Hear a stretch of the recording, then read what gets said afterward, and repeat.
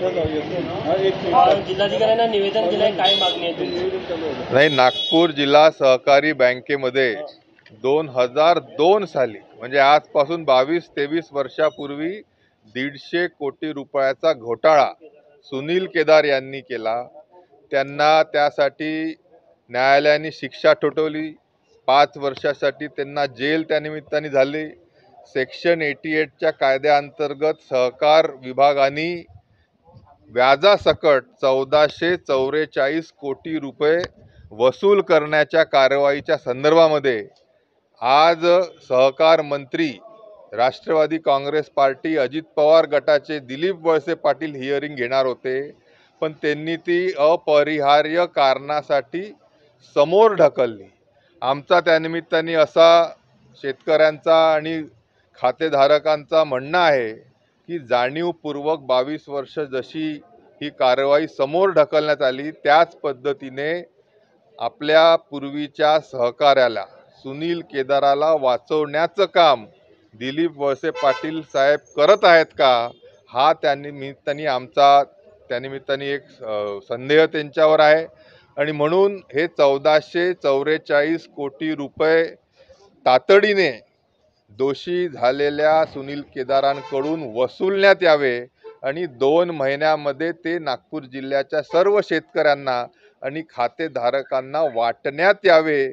हे मागणी, हे निवेदन आज आम्ही नागपूर कलेक्टरांच्या माध्यमातून सरकारला केलेला आहे। कोणत्याही पद्धतीचा भेदभाव ह्यामध्ये झाला नाही पाहिजे। मागच्या वेळेस देखील बागडे कमिटीने सुनील केदारांवर वसुली त्यानिमित्ताने ठरवली होती, पण ती तेव्हाचे सहकार मंत्री हर्षवर्धन पाटलांवर राजकीय दबाव आणून सुनील केदाराने ती कॅन्सल केली।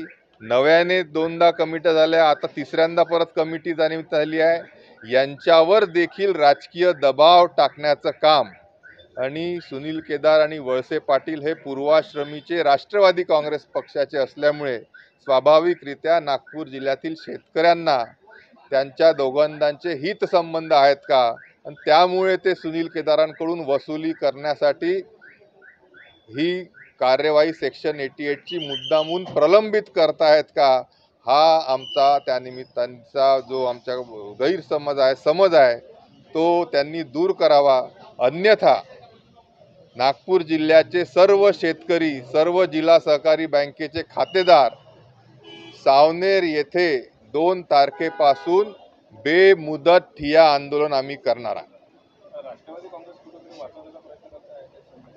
नाही, नक्कीच या पद्धतीचं आमचं म्हणणं आहे। या एवढ्या 22 वर्षापासून प्रलंबित असलेली कित्येक हजारो लाखो शेतकऱ्यांचे पैसे ज्याच्यामध्ये डुबले आहेत, अशा सुनील केदारला न्यायालयाने दोषी ठरवलं, त्यांना 5 वर्षाची शिक्षा दिली।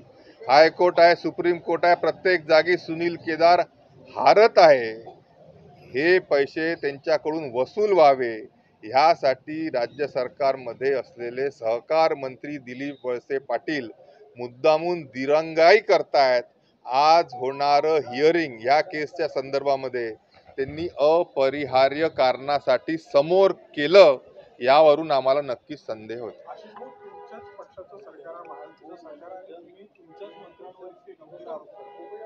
नाही, आरोप करण्याच्या संदर्भामध्ये कृती तशी झाली आहे। जेव्हा संपूर्ण नागपूर जिल्ह्यातले शेतकरी, कष्टकरी, ज्यांचे पैसे त्या बँकेमध्ये थांबलेले आहेत, ज्यांच्या ठेवी कुठेतरी डुबल्यासारख्या झालेल्या आहेत, जिथे नोकरदार वर्गाने आपल्या घामानी गमावलेले पैसे हे डुबलेले आहेत, आज शेतकऱ्यांना पीक कर्ज या बँकेच्या माध्यमातून सेवा सहकारी सोसायटी देत नाही आहे। शेतकऱ्यांना सावकाराकडे जावं लागतं आहे। सावकार जास्ती व्याज दर त्यांच्याकडून आकारत असल्यामुळे कित्येक नागपूर जिल्ह्यातील शेतकऱ्यांनी आत्महत्या केल्या आहे। ह्या सर्व कारणांसाठी, ह्या सर्व अडचणींसाठी, ह्या सर्व झालेल्या नागपूर जिल्ह्यातील शेतकऱ्यांच्या आत्महत्यासाठी जो कारणीभूत आहे सुनील केदार, त्याला वाचवण्याचे प्रयत्न दिलीप वळसे पाटील करतायत का, हा त्यानिमित्ताने आमच्या सर्व शेतकऱ्यांसमोर प्रश्न आहे।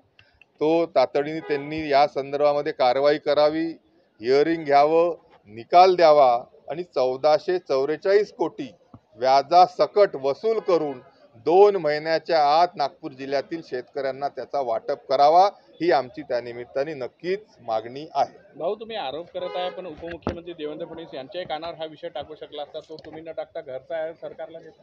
नाही बघा, जी वास्तविकता आहे, जो खरेपणा आहे, ज्या अडचणीतून शेतकरी ह्या बँकेचा घोटाळा झाल्या म्हणून सातत्याने 22 वर्षापासून जात आहोत, आम्ही सर्वजण पहिले शेतकरी आहोत आणि शेतकऱ्यांचं हे वाजवी म्हणणं सरकारपर्यंत पोहोचवण्याचं काम या निवेदनाच्या माध्यमातून आम्ही करतोय.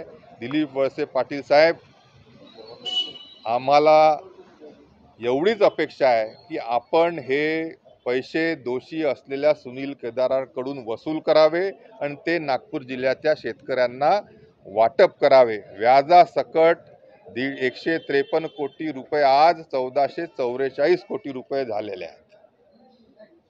हो, ही हिंदी में